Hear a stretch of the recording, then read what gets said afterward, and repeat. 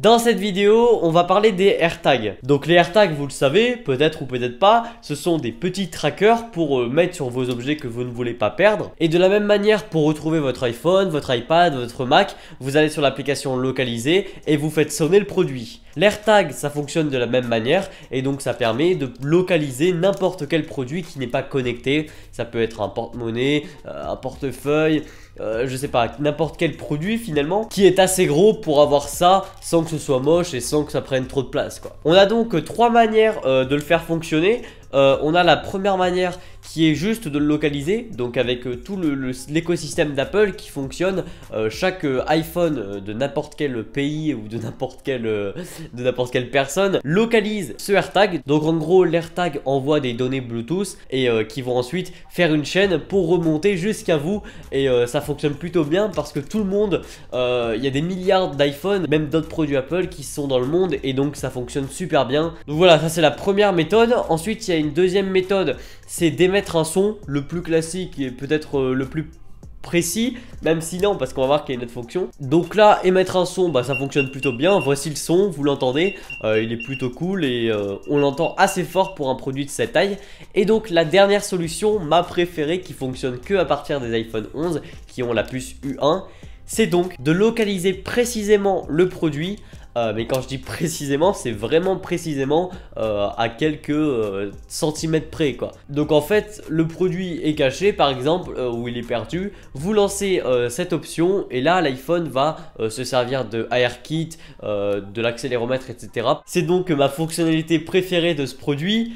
Quoique, j'adore juste l'appairage, comme avec tous les produits Apple. L'appairage est extraordinaire. Vous avez juste, non mais regardez ce que vous avez juste à faire, c'est juste approcher en fait l'AirTag d'un iPhone et il se détecte mais automatiquement. J'ai pas eu de problème, c'est juste génial. Et peu importe la connexion que vous avez, c'est excellent. Et en plus vous l'appairez qu'une fois et puis après il est appairé sur votre compte iCloud. On a l'habitude avec les produits Apple, mais pour un produit comme ça c'est assez drôle.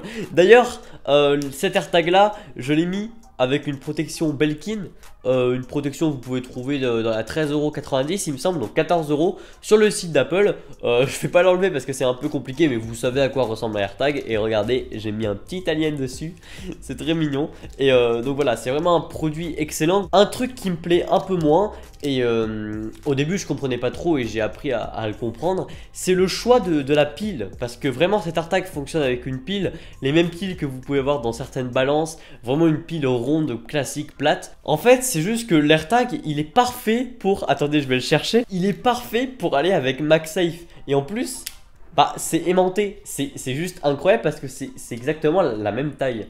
Et j'aurais très bien vu charger cet AirTag avec un chargeur comme ça. Et justement en fait un produit comme ça vous le rechargez très peu, donc changer de pile c'est pas si grave. Et c'est peut-être sûrement mieux pour la planète parce que l'état de la batterie va se réduire. Et là vous avez juste à changer la pile et vous avez un AirTag neuf entre guillemets. C'est surtout le système de charge du coup qui me plaît pas, c'est le fait que vous devez enlever votre pile. Mais ça vous permet d'avoir une meilleure autonomie. Donc c'est vraiment un compromis et c'est assez drôle qu'Apple mette des piles dans leurs produits quoi. Au niveau de la concurrence, en fait moi j'ai pas testé donc le Dot balise, c'est ma première balise, si on peut appeler ça une balise, mon premier tag. Donc j'ai pas testé ceux de Tiles, j'ai pas testé ceux de Samsung. Ce produit vaut peut-être plus le coup et pour une fois il est pas cher. C'est ça qui est bien par rapport aux produits Tiles qui coûtent dans les 30 €. Là ça coûte 35 € et on a vraiment plus d'options dans le sens que vous avez déjà votre vie privée qui est protégée. Vous avez le mode précision qui est pas sur les produits Tiles ou Samsung. Vous avez un mode similaire mais pas aussi bien. Et vous avez surtout ce que je vous dis, l'écosystème qui est très important. Le fait que tous les produits iPhone même qui ne sont pas les vôtres évidemment, tous les iPhones comprennent l'AirTag et partagent les données anonymement. Et ça vous permet donc de retrouver votre produit même s'il est en Afrique quoi. Voilà, c'est super cool. Donc voilà, donc à vous de voir lequel choisir entre Tiles et AirTag, mais c'est un super produit. Dommage par contre, et ça c'est un peu chiant, qu'Apple ait pas fait des cartes AirTag. Ça va venir je pense.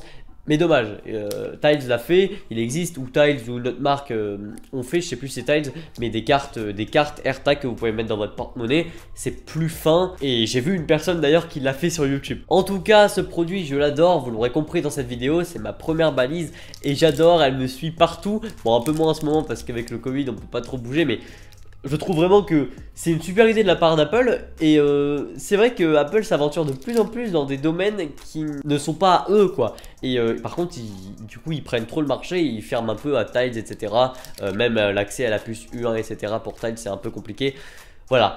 Mais ça nous permet d'avoir un produit si quali et aussi ça permet à Apple de faire des petites fantaisies. Sortir donc avec Hermès un porte-clés à plus de 700 €.